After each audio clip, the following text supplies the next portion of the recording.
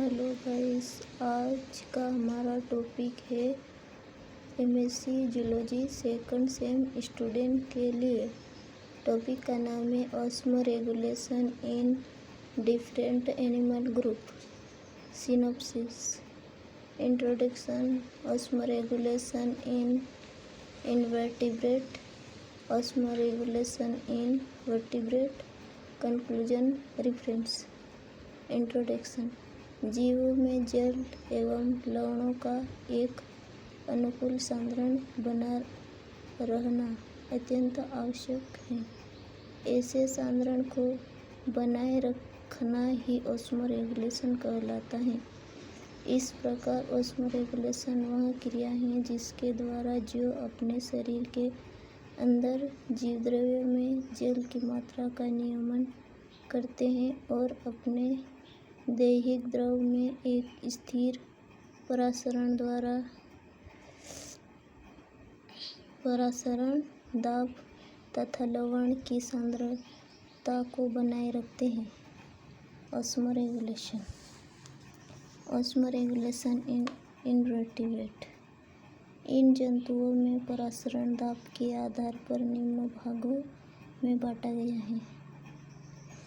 पोइकिलो osmotic animal और होमो osmotic animal.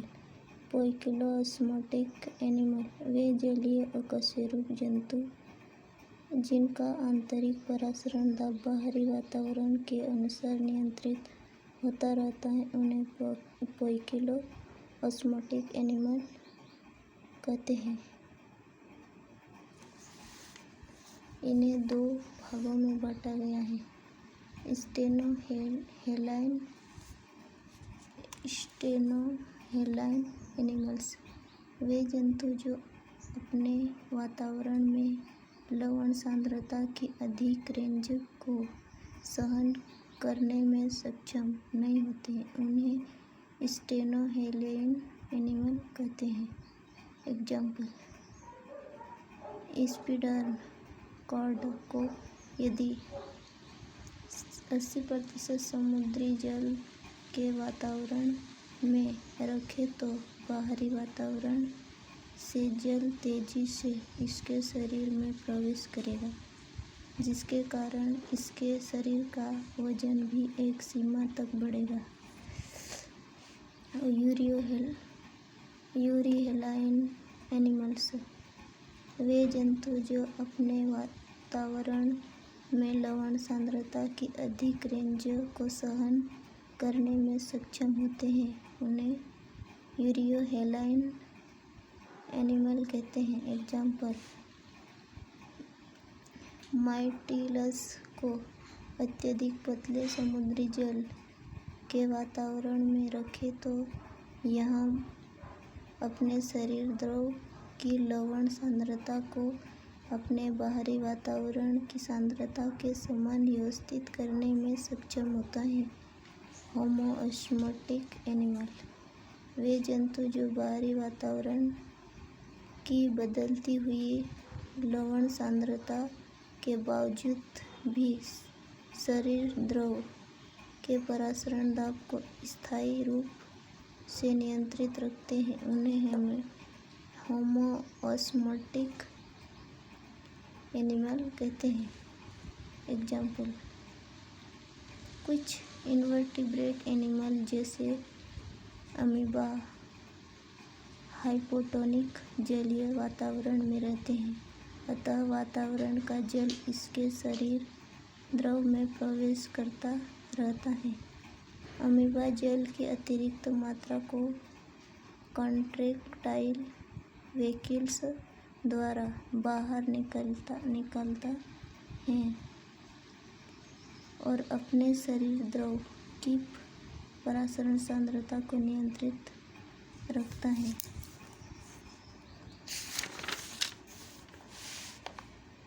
इसका diagram. Osmoregulation in amoeba. फिर ऑस्मोरेगुलेशन इन वर्टिब्रेट। कुछ स्वच्छ जलीय इलेस्मोब्रेक फिश जैसे टिस के शरीर का आंतरिक वातावरण हाइपरटोनिक जबकि बाहरी जलीय वातावरण हाइपोटोनिक होता है। इनके शरीर द्रव में जल endosmosis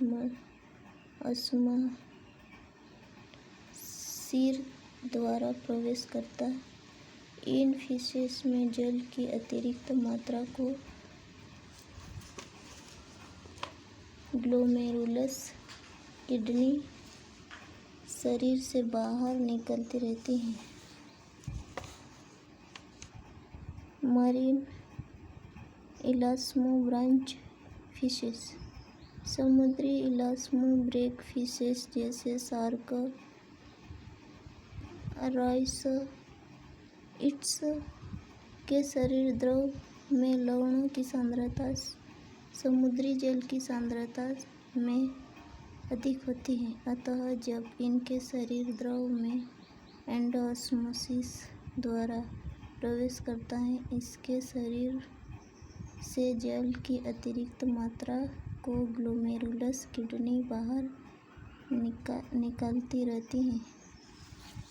fishes water टेलोस्ट fishes, in fishes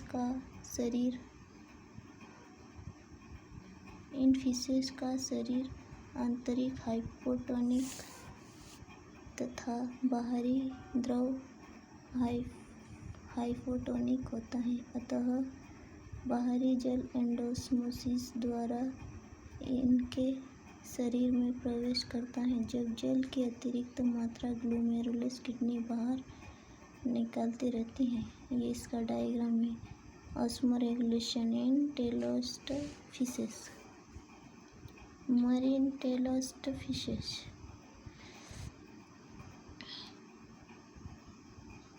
in fishes के शरीर द्रव में लवणों की सांद्रता समुद्री जल की सांद्रता से कम होती है। इसके फलस्वरूप शरीर से जब जल ऑस्मोसिस द्वारा बाहरी माध्यम में विसरित हो जाता है। अतः इनका शरीर द्रव काफी गाढ़ा हो जाता है। इनमें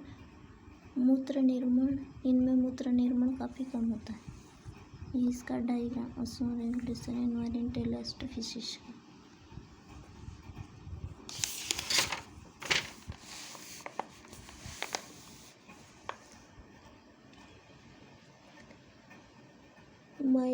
माइग्रेटोरी फिशेस, प्रवासी फिशेस जैसे ईल स्वच्छ जल में रहते हैं तथा अंडे देने के लिए समुद्र में जाते हैं। इनका शरीर स्वच्छ तथा समुद्री जल दोनों में रहने के लिए अनुकूलित होता है। स्वच्छ जल में ये फिशेस अपने शरीर द्रव की सांद्रता को स्वच्छ जलीय मछली तथा समुद्री जल में समुद्री जलीय मछली की तरह बना लेती हैं। इन एम्फीबियंस, इन जंतुओं के शरीर का आंतरिक वातावरण हाइपोटोनिक तथा वातावरण हाइपोटोनिक होता है, जिससे जल एंडोस्मोसिस द्वारा शरीर के अंदर प्रवेश करता है। इन जंतुओं में जल की अतिरिक्त मात्रा ग्लोमेरुलस किडनी के द्वारा यूरिन के रूप में निकलती है।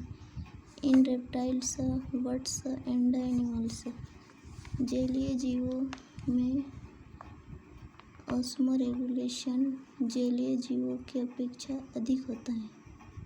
स्थलीय जीवों में ऑस्मोरेगुलेशन जलीय जीवों की अपेक्षा अधिक होता है, क्योंकि इन जीवों में पानी की कमी होती है। अतः इनमें ऑस्मोरेगुलेशन वाष्पीकरण की क्रिया द्वारा होता है। जलीय जीवों में जल की कमी को रोकने के लिए जल का संचरण आवश्यक होता है। इनमें जल संचरण के लिए निम्न युक्तियाँ अपनाई जाती हैं। इन जंतुओं के शरीर की सतह पर अपारगम्य बाह्य कंकाल का आवरण होना चाहिए जो शरीर की सतह से जल के वाष्पीकरण को रोक सके। एग्जाम्पल, पक्षी में पंख, मैमल्स में रोम। शोषण सतह से जल के वाष्पीकरण को रोकने के लिए इन जंतुओं के शोषण अंग शरीर की गुहाओं में बंद रहते हैं। दूसरा पॉइंट, इन जंतुओं में मूत्र एवं मल के द्वारा जल की हानि को रोका जा सकता है। एग्जाम्पल, रेप्टाइल्स में रेक्टम द्वारा मल से तथा पक्षियों एवं सर्प में क्लोएका द्वारा मूत्र से जल का अवशोषण कर लिया जाता है। कंक्लूजन, अतः जीवों के लिए शरीर में उपस्थित जल की मात्रा को परासरण की क्रिया द्वारा नियंत्रित ऑस्मोरेगुलेशन कहलाता है। सभी जंतुओं में यह कार्य उत्सर्जित अंगों द्वारा किया जाता है। ऑस्मोरेगुलेशन की क्रिया शरीर में जल की आवश्यक मात्रा को हमेशा नियमित बनाए रखती है। फ्रेंड्स।